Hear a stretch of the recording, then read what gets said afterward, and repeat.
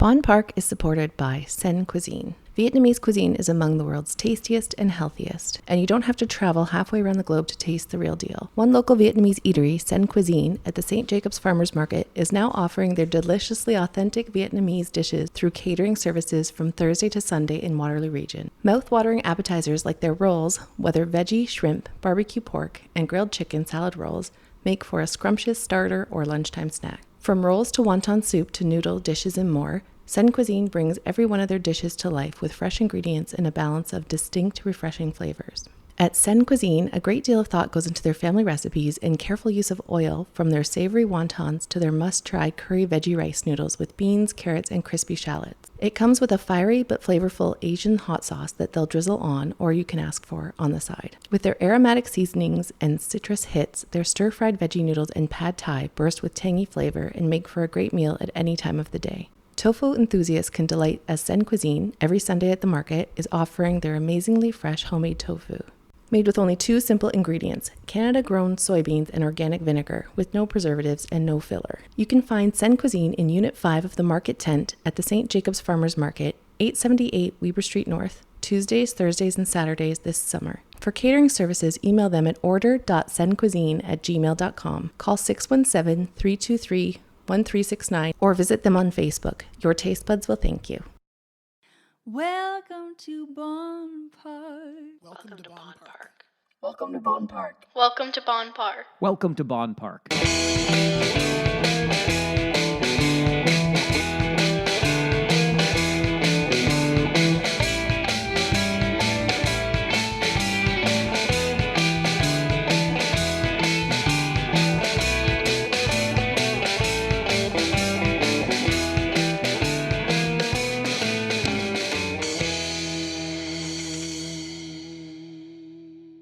Welcome to Bonn Park. I'm Sara Geidlinger. And I'm Marshall Ward. And today we have Gary Stewart. Gary was the owner and operator of the legendary Super Skate 7, The Twist, and Flying Dog and Revolution here in Waterloo for 30 years. He's going to tell us how he got started as a music promoter and what that life looked like and some of the characters that he met along the way. Yeah, it's a journey through the past and a real rock and roll story. And actually, he talks about his wife, Sue, a couple times. He left her birthday celebration to come and talk to us and record with us. So, yeah. Thanks, Gary. Thanks, Gary. We really appreciate that. Come on in. Here's Gary Stewart.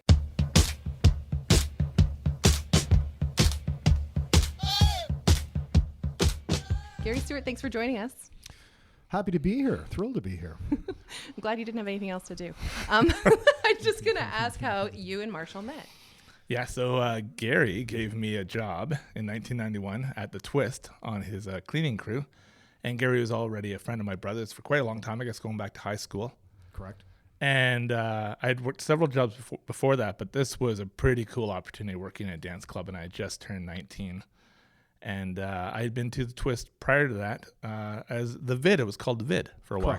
And prior to that, Super Skate 7. Well, it was Super Skate 7, and on Friday nights we did video dances. So originally they were called Teen Video Dance, but the kids called it the Vid. Are you going to the Vid? Love it. So when we actually, turned the Twist into a nightclub, Friday nights we did all ages, and Saturday we did licensed for maybe a year before we kind of went, completely licensed. Yep. So the Vid was the Vid because the kids called it the Vid.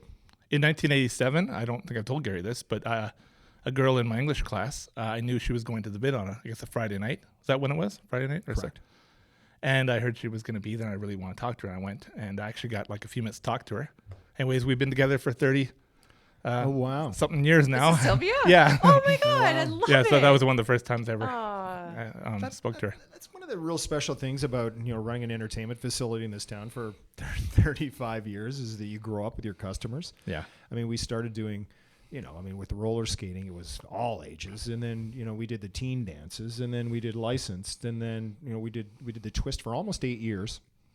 And we knew we needed to change in the market, and we needed to step up the interior design and kind of commit to what we were. And that's when we changed into the Flying Dog and Revolution, which was about 97. Take us on a journey through the past then, and take us all the way back to Super Skate 7. My earliest memory of it was I think I was about 9 years old in 1980, and my sister Kathy took me roller skating. I'll never forget Blondie's Call Me was playing. And this was like, I might as well have been on another planet. The way this place looked, it was something It was dizzying out as of a child. out of this world.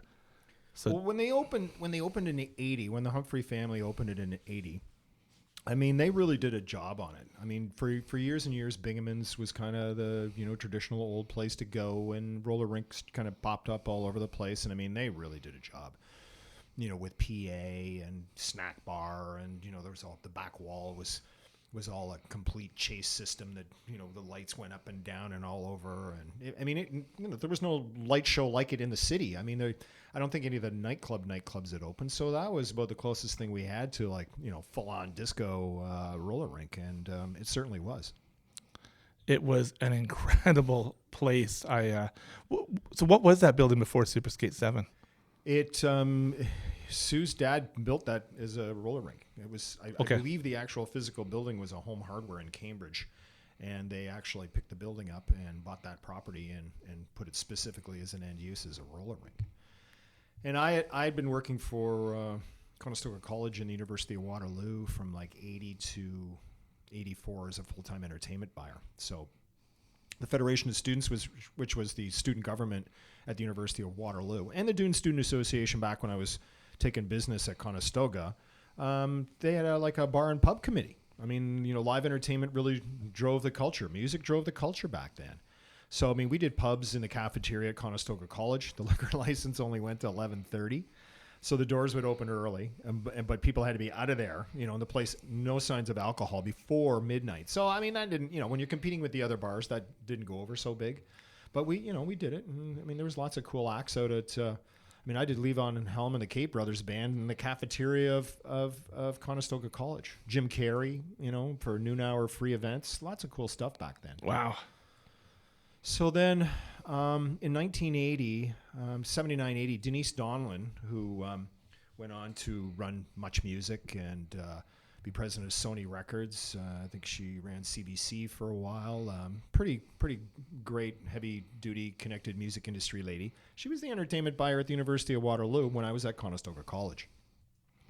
And Denise was getting ready to move on. So, I followed her around and tagged around, and I definitely wanted that job. And luckily enough, we interviewed and got the gig, and, that was my full-time job in 1981. So back when, a university, most of the major universities had entertainment buyers, or program directors as they called them. So we would do speakers and live entertainment, and, it was a pretty cool gig to have back then. It was a salaried position. I got $13,000 a year. I would have done it for free. I mean, it was. You didn't tell anyone that, though. No, I mean, it was a dream gig back then too. They basically, gave me an office and free reign to, book what I wanted, and establish relationships with New York agents. And, I was a big music fan back then, and all my buddies were, and we worked in the record stores. And I mean, music was my passion. I couldn't play. I knew I didn't have enough talent to be a musician, so I had to find some other way to kind of get my nose into the biz. So from, being a music fan and going to tons of live shows as a kid growing up, I got to get involved in this. So, when you're kind of, there used to be a ton of manufacturing availability jobs here back in the 70s and 60s, and, we all got a chance to work summer gigs at Bud and BF Goodrich and Schneider's, and, if you were wondering what you wanted to do with the rest of your life, and you worked there for a few summers, you might change your mind. That wasn't it, yeah. You needed to go back to school and maybe get a degree in some sort and not be working on a line for the rest of your life. Not to say that didn't provide a great opportunity for a lot of families in this town with, two, high-paying factory jobs, and could live a middle-class life and send their kids to university. I mean, those days are gone, But again, music drove the culture, right? Hairstyles, right from the Beatles, when the Beatles showed up, and Ed Sullivan, and Woodstock, and even currently right up to hip hop days. I mean, with baggy pants and flat caps and all that stuff. So really, tech has now driven the culture for the last few years, and we've kind of lost a grip on live entertainment and music, and the value of purchasing music has become devalued. So it's a lot of different changes. So, I'd worked at the university for a while, and, we started doing tons of pretty cool international acts, and We did a lot of them out at Bingham's, Psychedelic Furs, Echo and the Bunnymen, Pete Shelley, Chris Spedding. Lots of, really cool cutting edge British stuff, along with, up and new Canadian bands like, the Spoons and Blue Peter and Boys Brigade and, on and on. We didn't have a pub on campus that would allow us to do live entertainment. So we used a lot of Bingham's facilities. The Waterloo Inn, we would do shows upstairs at the ballroom. This is for University of Waterloo kids specifically. That was their budget. I worked for the Federation of Students, and there was always, discounts for student ticket prices. So, it was Ruby's downstairs or upstairs at the Waterloo Inn, and bigger shows we did at Bingham's. And then I got a phone call from these people at Super Skate 7 and Marsland Drive in Waterloo, which made a lot more sense than trying to get out to Bingham Park, which was... off the beaten track, especially for kids at university. There's no transit system. And the first show I did there was a band called Gang of Four, which the singer, actually leader, just died of COVID back the 1st of May. So that's how I met Sue. And after that, did a UB40 gig and a Stevie Ray Vaughan gig. And then through actually, Sue sent me 14 dozen carnations to my office at the University of Waterloo for Valentine's Day one year, and I was kind of hooked after that, and ended up marrying the girl. And I love when a girl sends a man flowers. And we started doing live entertainment. It started as Super Skate, and when then went into doing the odd live show, and then we did the vid dances, and then it was like, well, let's be a bar. There was lots of big. This town's different. It's definitely a reputation for live big venues. Oktoberfest. Look at all the arenas that packed out for years with Papa bands and live bands and Concordia Club, and this area is very used to going to parties with 4,000 people. So we weren't afraid to get a liquor license for 2,000 people as 25, 26-year-olds, and threw down, and away we went. So. Gary I started booking shows at Super Skate, and Sue and I got married, and there was an opportunity there to see where we could take the business from skating to live to nightclub, and we did that for 35 years. So in the summer of 1987, the Cult were on their Electric tour, and Guns N' Roses had just released Appetite for Destruction, and I've heard about a show at Super Skate 7 where Guns N' Roses opened for the Cult. Yep. Take us back. Back then, agents out of New York, you could pick up the phone call, and if had somewhat of a reputation for doing shows and being a reputable promoter, they'd give you opportunities. So we did a few smaller acts, and then we did Cult on the Love tour, and. Great show outside of Toronto, good numbers. So when they came back a year later, Andy threw us a bone, and we got another Cult show, and with GNR opening up, which nobody had heard of GNR. $2,000 is what we paid for GNR. They'd probably play a show for that now. And they were, both bands were peaking. The next night after our show, they played to over 20,000 people at the CNE. And that night really, Axl stole the show, and GNR were massive worldwide stars shortly after that. So, but they were in full blown craziness back when they were in Super Skate. We had when you do a show like that, you're usually serving breakfast, lunch, and dinner for either crew and band, and certain days of the week, Wednesday might be beef and Thursday might be chicken. So whatever day it was prime rib. And so we got Sue's mom involved in, doing the rider for Guns N' Roses and the Cult. And she wasn't very impressed with those guys and didn't like their manners too much. But it was a legendary rock and roll show at here in Waterloo. Lots of people still talk about that show. That was a lot of fun. Yeah, did something happen during the Cult show where something technically, or did somebody, Ian Asprey, put a mic stand through the roof or something? Well, what had happened was, usually with lighting and PA, there's, two streams of power.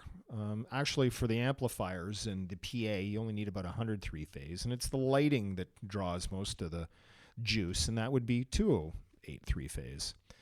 So they, the Cult's touring people rolled in with all this gear, and their production manager said, nope, we can run everything out of the 208 three-phase. We don't need to run the 100 three-phase for PA. And I'm like, I don't no, I'm telling him, nope. So I went along with it, and sure enough, when we were fine for GNR because they didn't turn up all everything in the light show, but once the cult got up, about 3 songs in, they hit their aircraft landing lights, which are those big bright white lights, and they hit those full, and boom, the power went out. So Sue's dad had had a heart surgery earlier that year, and it was probably the first couple of weeks he'd been kind of out and about. And I call in a panic, right? The building's black. So we've got, 2,000 people in the place, jammed rock and roll show. Boom, the power goes out. I mean, he may have been on site at the time. And I mean, we literally had to go into the power room and pull out 2 breakers that were about 8 inches high and about 3 inches in diameter, pull this breaker down and jam this thing back and throw it up, and away we went. It was a rock and roll moment.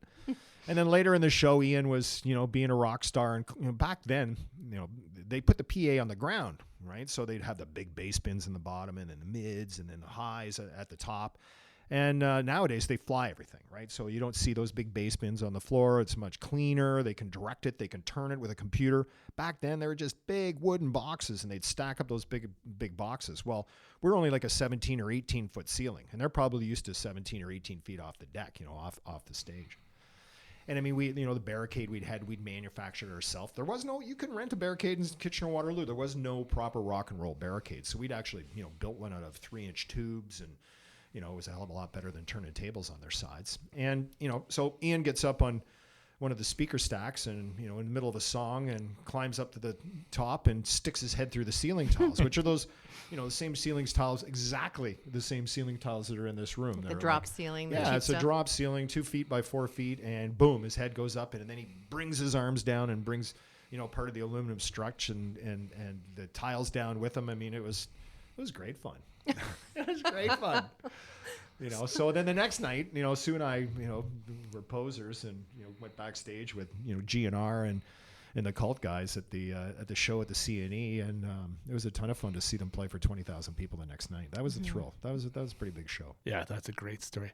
Sarah, I don't know if I've asked you, but what are your memories of the Twist or Super Skate 7, like going back? I think I mentioned this in a podcast before. Like, I had a fake ID to see live music, not to drink. Like, I'm a music nerd. I'm still a music nerd. But I remember being at Super Skate 7 like once or twice and wanting to be part of this joy of going around in this oval and being able to cross your feet over and listening to the music. But I just always fell flat on my face, and some gorgeous teenager, male or female, would look at me like, ugh. Yeah. Like, just I'm ruining their fun, The concerts that ran through those years, you would have experienced like the Canadian rock renaissance, right, Gary? Like I saw the Pursuit of Happiness and the Northern Pikes and so many 5440, Dred Zeppelin. yeah, and Mojo Nixon. Oh yeah, right, yeah. Skid Roper and Mojo Nixon. Mojo does a country. He's a MC on the on the XM, one of the country stations. I love country. He's great. Did you were you able to enjoy these shows? Like, I love doing live shows. Yeah, I still, even when I go down to, go down to Maxwell's to see some of my buddies, whether it's been the Spoons or Coney Hatch or lots of guys I grew up with.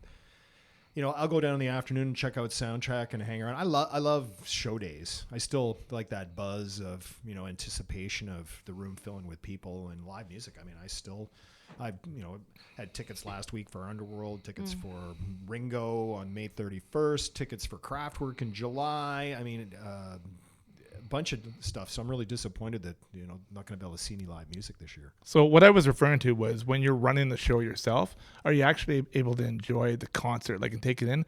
So my memory of working with you at the Twist is you were rarely ever accessible. You were constantly in motion, on the move. Probably handling 100 things at once. Pretty much. Yeah. But that's fun on a show day. You kind of get your shoes on, and, you got a million fires to put out. And, when the band gets on stage and you're standing there, I mean, and everybody's jumping up and down. I mean, it's never about running back to the cash office to see how the night, no matter when we've been doing live shows. I mean, if you've got, 2,000 people in your place, whether it's live music, rock and roll, Oktoberfest, or dance music, or the new EDM DJs, and everybody's heads are banging up and down. I mean, it's awesome. I mean, that's still, happy people having a good time with no violence, getting along. I mean, that's a lot of fun. I don't know how you don't burn out, Gary. Like, it felt like it never, in the short time I was with you for a year, it never stopped. Like, it was just, the nights just went on and on and on and on. You know, when you hear, oh, then the sun comes up and in comes the beer, you know, truck. And it just never seemed to stop. Yeah, it's a different energy. It's a different lifestyle. I mean, you kind of live it and breathe it. The weekends are long and you don't get a lot of vacation. And when you're doing 2,000 people, you really can't be away from the business for too long because too much can go sideways. So, a big responsibility, but, never a boring moment. And I mean, sometimes in the middle of the winter when you got to drive down the road to go into work and it's dark and cold and, you're anticipating all kinds of things, you kind of go, but as soon as you walk in the door and there's an energy of people, whether it's in the restaurant and in the bar and people coming in and they got smiles on their faces. I mean, it's a pretty good gig. It's the same way I hear people describe being involved in theater, like on show day or on show night, that people are putting on their makeup, they're getting ready, lights are going up. It's an exciting time because you're part of this collective whole that's getting ready for an evening to make people happy, like you said earlier. For sure. From booking the gig to like doing the posters and the tickets to distributing them and seeing how they're doing all the radio ads. I mean, I used to do it all. Literally, Letraset the posters, take Letraset, that's taking me back. take photos off records and go down to the different shops and sign shops in towns that had big cameras that could do black and white nags and things like that. And that was really cool to do. I love posters, and I've got lots of rock and roll art in my home, and so concert posters are all pretty cool. I mean you pulled one out in the Chronicle this week, and so people, their favorite bands hold on to those things and hold on to their memories, and so to be the guy that got to do the posters from the rock shows that I loved to go to see when I was a kid was super fun. And I learned from a couple really good people. So it was great to do a gig and do a big like 17 by 24 poster. And when the band goes on stage to sound check in the afternoon of the gig, they've all got your poster rolled up in their hand, like Modern English from I'm Out With You. You've heard that song a million times for Triscuit commercials, and they've sold that.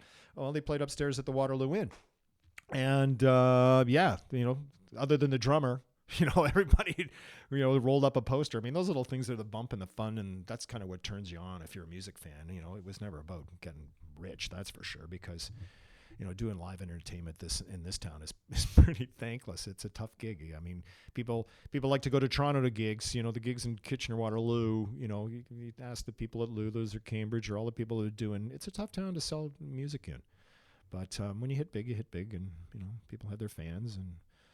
This town has supported a lot of live music over the years. And I think that's more true of that specific era. Yes. When you were involved in it, and maybe that's because you were involved with it. You seem very industrious from getting, and that's a theme for you, being very industrious, I think, from getting this job that Denise Donlin had at the University of Waterloo and turning this into a complete lifestyle that you and your wife ran for 30 years, did you say? Yeah. So that's 30 years of you pulling these people into town that we got to enjoy as listeners and as patrons of these places, right?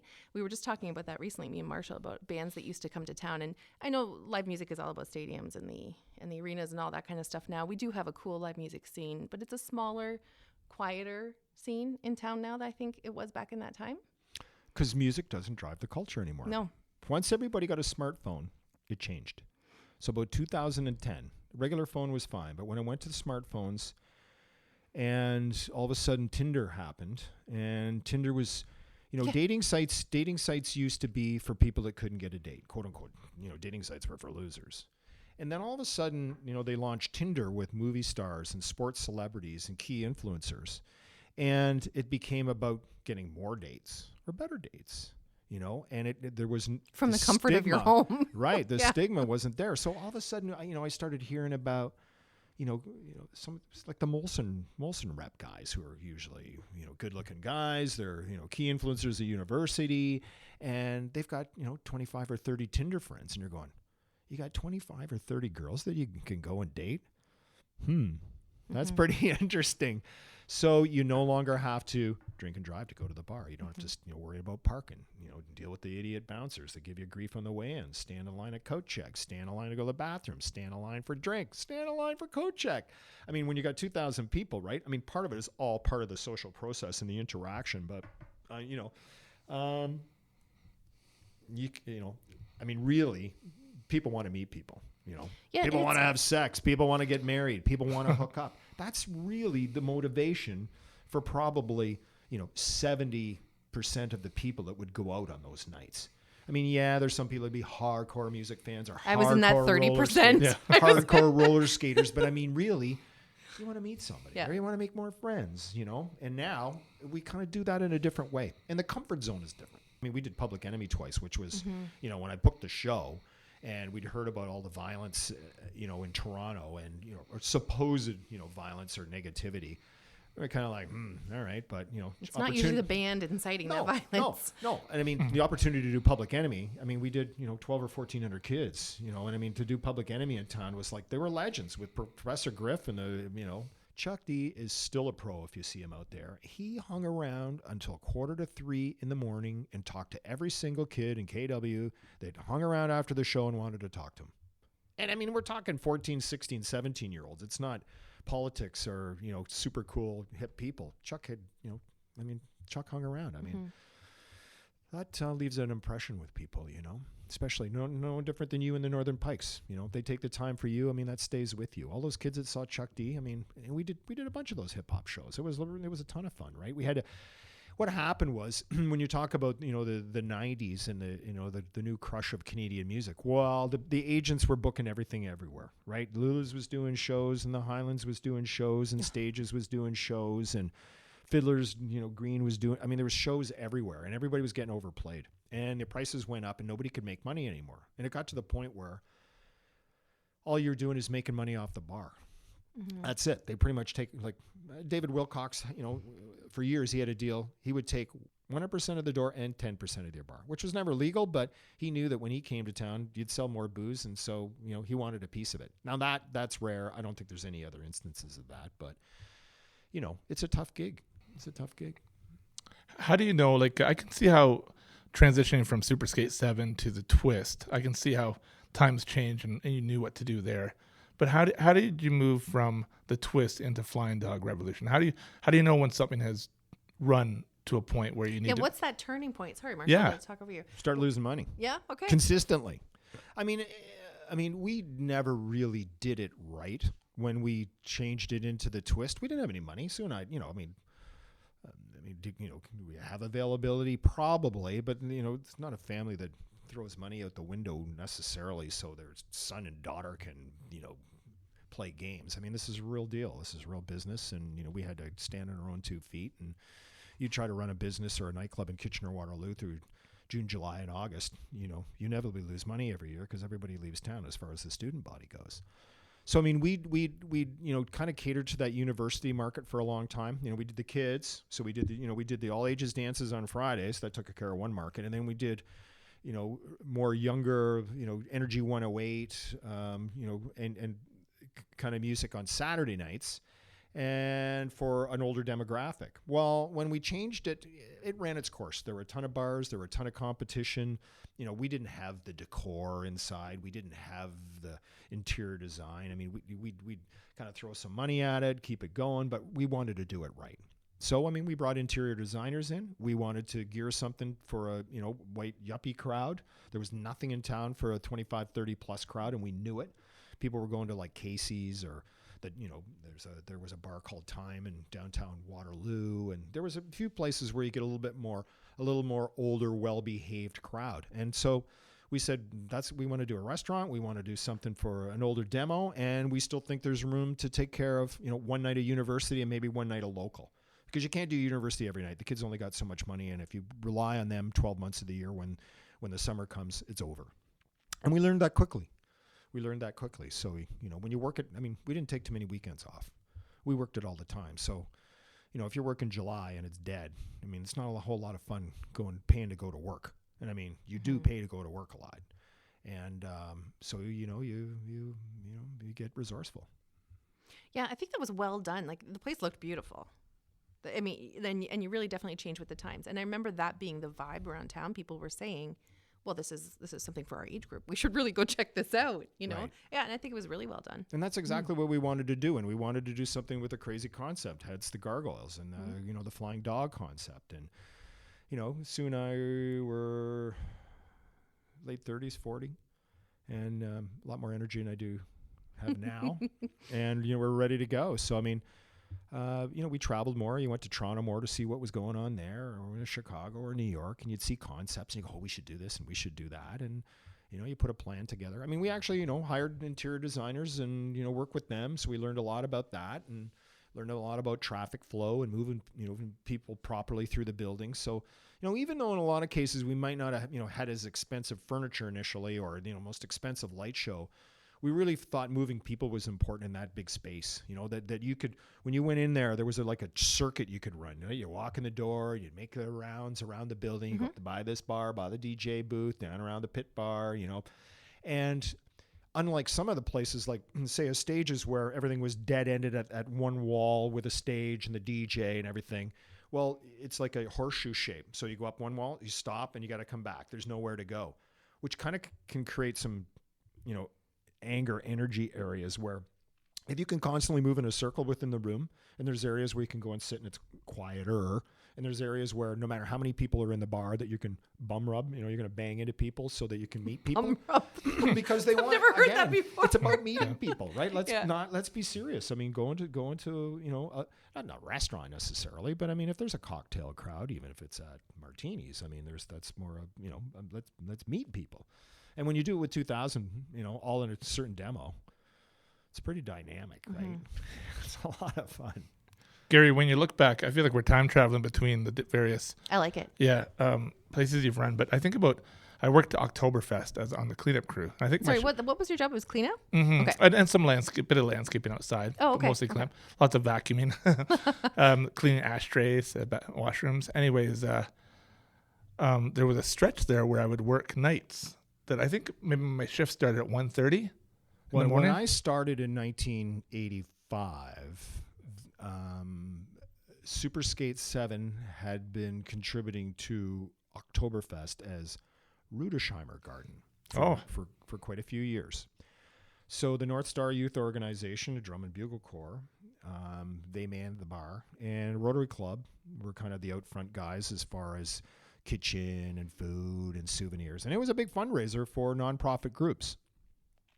And back then we didn't have a liquor license, so it was a special occasions permit. So, again, all that money would go to charity. So when we did Oktoberfest, up until, we changed it from Rudesheimer to Twistenhausen, and I can't even remember. Oh yeah, I remember that now, right? Yeah. Well, unfortunately what had happened, I mean, it was huge. I mean, it was part of a Dutch Boy food night.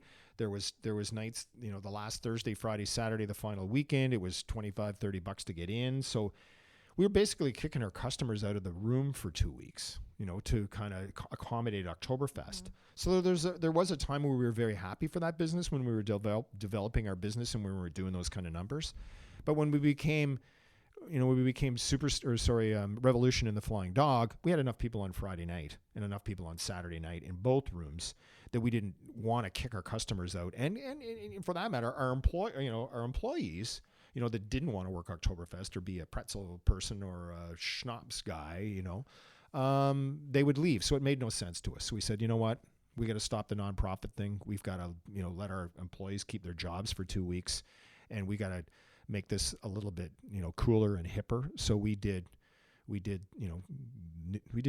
right? We did DJs with pop music between DJ sets, and everybody went crazy, because it wasn't just, papa all night long. And that's really what got it, changed things. So we took that contemporary feel, nobody was doing that at Oktoberfest back then. So we took that and kind of moved that around. And, and once Twistenhausen had ran its course, we were happy just to run Revolution in the Flying Dog. Talking about Oktoberfest makes me ask this question, and it's not specific to Oktoberfest, but you must have had to break up some stuff, some fights, some goings on at some point. Like, how did that operate, and did you ever get in the middle of it? Oktoberfest was never Oktoberfest is like old home week in town, right? And I mean, if you go, kind of Concordia Club, it's like New Year's Eve, and it's very, a lot. I mean, there's university nights midweek, like Wednesdays and Thursdays. I mean, they used to fill the Odd and, Moses Springer and Queens Mount. I mean, massive parties, right?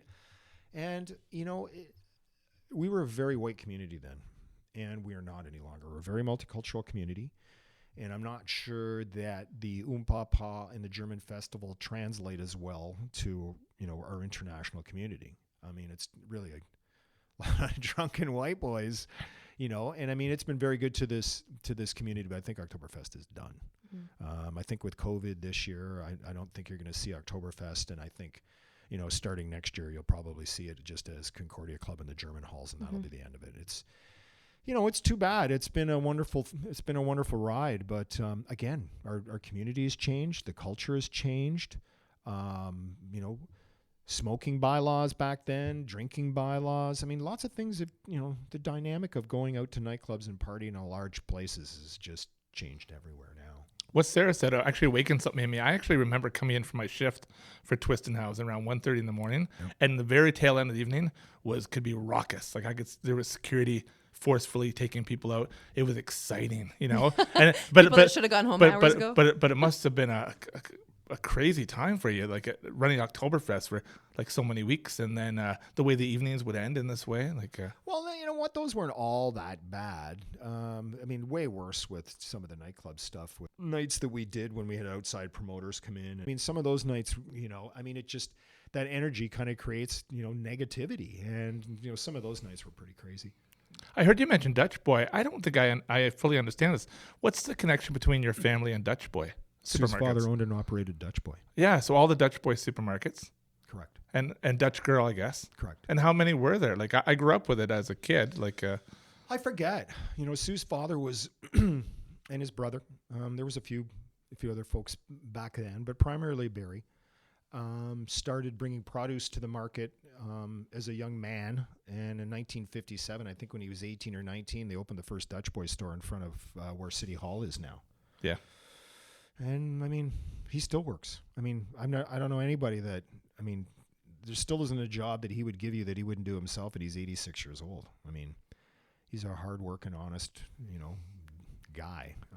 I just made a connection here. My sister Kathy worked for both Dutch Boy and Super Skate 7, so there must have been some tie in there. I'm sure. Yeah, bringing some employees over from one to the other. So for anybody that's listening that doesn't know the joys of what Dutch Boy was, give us a quick gist of it. Well, Dutch Boy is basically Sobeys now. Those stores have changed, but they were bought out by Sobeys in the early 80s. Oshawa Group, actually.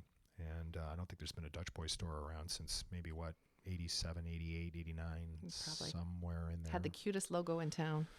It did. It did. It really did. I'll try and dig up a picture of it and add it in the show. Well, we still see some of their managers, and there was actually a notice in a 75th birthday notice for a guy named Ron McKay in the paper last night that got moved due to COVID. And all those managers that grew up there. That's when people got a job and worked there for 35 years. Mm-hmm.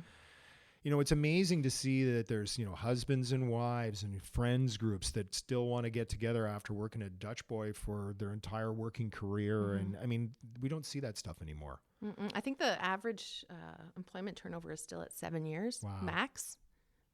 On average, some people are lifers for sure, but I think we're at 7 years. Well, Sue's dad and his staff and his management fought for Sundays are for people back in the day. They refused to open on Sundays. When now you think that's crazy. It's like one of the busiest retail days of the week. But this time right now, with everything being shut down and our Canadian quarantine, has reminded me of that time, and I miss that. I miss Sundays being, and not in a religious sense at all for me, but I just remember that being a quiet day when people shut down. Right. No stores were open. No liquor stores were open. Beer stores. If you wanted to get a drink, in a lot of cases, you go to Swiss Chalet. Yeah.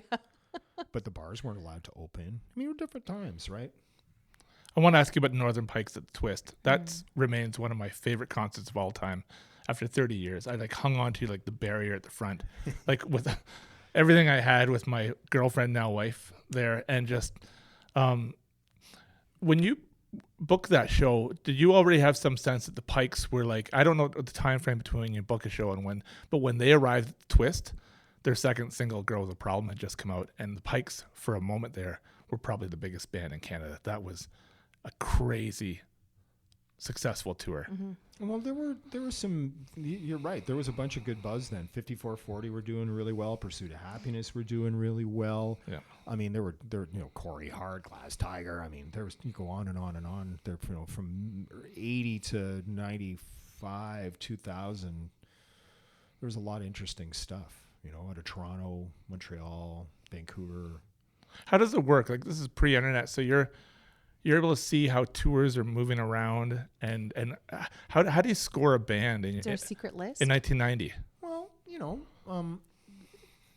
really, you gotta kind of be in the know, and you kind of gotta live it and breathe it, and Pay attention. yeah. I mean, I worked in the record store, so I knew what was moving here in town, and I mean, so did my buddies, and I mean, we brought all the trade magazines, like the Canadian ones and the U.S. ones and the British ones, like NME and Sounds, and it was, our passion was music. What record store, Gary? Like U of W record store? No, downtown Kitchener, there used to be Sam's, Dr. Disc, Records on Wheels, Record World, Record Stop. That's where I worked. I worked for Lino Natoli. And I actually worked at A&A's in Market Square for a while with Roger Pasitka, who's, a sound man of some great fame here in town, and also a musician and performer himself. And Roger's toured the world with Blue Man Group and done wonderful things, right? And he worked at A&A's back then. I mean, lots of us did, because it just helped feed our passion for buying vinyl. And that was pre-CDs. CDs didn't really start rolling until about 85. Yeah. So you're really at that time just keeping your finger on the pulse of what's happening Yeah. around. Just like us as patrons waited for those posters to go up around Right. town, right? Right. That's how I knew anything was happening. You got to feel on, Poster. you got to feel on what bands where there was a good buzz on, and you made it your business to know kind of how shows did, and you go, oh, this would do great. Let's do Orchestral Maneuvers in the Dark. Let's do Pete Shelley. Let's do Iggy Pop. Let's do. I mean, when somebody calls up and goes, I can remember, do you want to do Iggy Pop? I'm like, the real Iggy Pop's touring, and I'm like, yeah, I want to do Iggy Pop, right? Yeah. So I mean, that was when I was at the university, and we did Iggy we did a couple shows with Iggy out at Bingham's, and I mean, those were legendary shows, Gary, when you were a kid, what did you picture yourself doing? Like, did you think I'm going to be a concert promoter? I know, I mean, what does everybody want to be? A teacher and a fireman? And I was just going to ask policeman those ones, yeah. After high school, I had a couple buddies that took the music industry arts program at Fanshawe, which is more for performers. You pretty much need a musical instrument to be able to get into there, and you have to audition. So I thought, oh my God, you can actually go to school for like production or engineering. So that kind of opened the door to some new ideas. And one of my dear buddies went to school there, and their year-end project was to produce an artist and produce a song. And his artist was a guy by the name of Derry Grahan, who wrote New Girl Now for Honeymoon Suite. And that became their single project of the year when leaving Fanshawe Music Industry Arts Program. Well, I mean, Derry recorded, New Girl with Steve Blimke and The Reason, and then Honeymoon Suite, and it became an international hit, right? So, that there was a way to get into the business if you really wanted to get into the business. And once I found out that there was a university buyer's job at Conestoga College, I mean, they only gave me like $20 a gig. I got a little per diem or anything, but I got to get on the phone, talk to agents, and book shows, and like I said, do the posters, do the concert, meet the band, like do the whole deal. I mean, the very, very, very first show I did was Helix at the cafeteria. And I mean, it sold out. And it's funny, I ran into those guys last year, and I said, the very first show I ever did was Helix at the cafeteria at Conestoga College, and they go, they hated us there. They're all punk rockers. I can remember and this is Brent Turner. I was like, oh my God. And it was like, 40 years after the show. You want a good biography to read the Helix biography by their lead singer, heard Brian that's good. Vollmer. It's edited wise, it is absolutely horrendous. But as far as a history of the Canadian rock and roll scene, oh my God, it makes the Dirt Motley Crue look like a joke. Really? Not from the dirty stuff, just the commitment to the music and their lifestyle. I mean, it's a really fun read.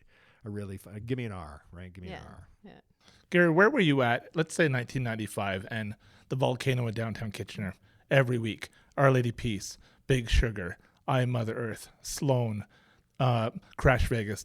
The list goes on and on. Was that someone else's kind of gig? I let it go. We let it go. Yeah. There was too many people doing live after the Tragically Hip thing. I was like, I'm done with you. You know what? After that many years of being, what quote unquote I thought was a good guy, a reputable promoter, always took care of the bands, always there for the right reason. Had your mother-in-law cooking. Right. To get to have a kind of a gig yanked out from under you, I was like, I don't want to do this anymore because, there was like 3 or 4 or 5 venues in town doing the same acts all the time. And the agents are more than happy to put the price up. And if you don't make money, they don't really care. I mean, as long as there's enough people to keep the band happy in a live show and they get their check, So we concentrated on a big dance night. We concentrated on what we did, and I just walked away from doing live shows. Yeah. We did, for a while we did some hip hop because no one did hip hop. We did, raw bass and DJ Easy Rock. It Takes Two. Still that track is a huge track. The guys from Naughty by Nature, still relevant. Ice-T, we did Ice-T, he came and hung out. And I can remember, the funny thing I remember about that day was because they came out with F the Police around that time.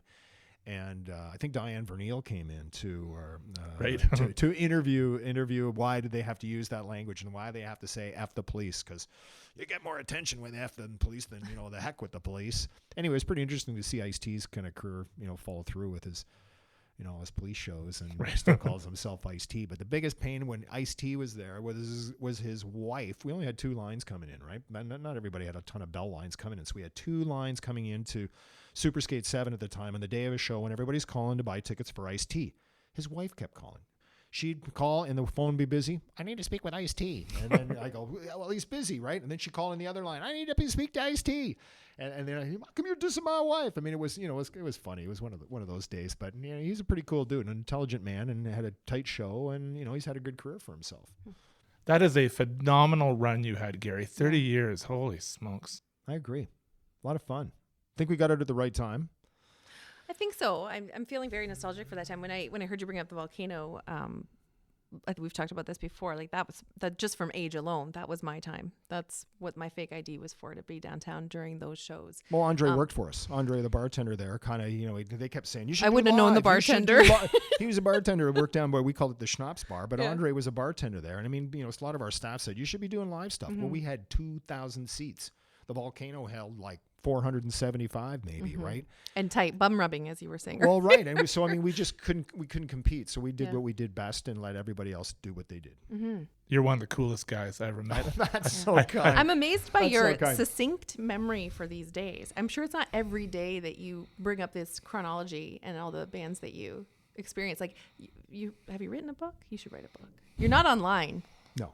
Yeah. Why is that, Gary? You know who is online? Gary Stewart, the country artist. He died. Yes, I know. Drank himself to death. Well, yeah, I wrote down a couple of his titles here. Drinking Thing. She's acting single. I'm drinking That's doubles. right. I was listening to that today because I checked it out. Yeah. So I saw that on Sirius XM because I flip around the country station sometimes, and up comes Gary Stewart. And I'm like, I pulled over, got my phone out, and snapped a shot of it. Right. That's great. Can you sing that for our intro? He's a real whiner, like. Yeah, it's almost like a Hank Williams. Oh, it's a beer drinking drunk in your. Oh yeah. We didn't even really get into like the Mel Brown days. Were you involved in that? Yeah. That's some good stuff, like the chicken fried grease and and that band chitlins. was killer band, like smoking killer players in that that band. And we did Mel for I'm not sure how many years, and people always say, Mel's at your place. Right? We got to come out and see Mel. And Mel wouldn't come out. They wouldn't come out and see Mel all the time. I mean, he did. Glenn Smith brought.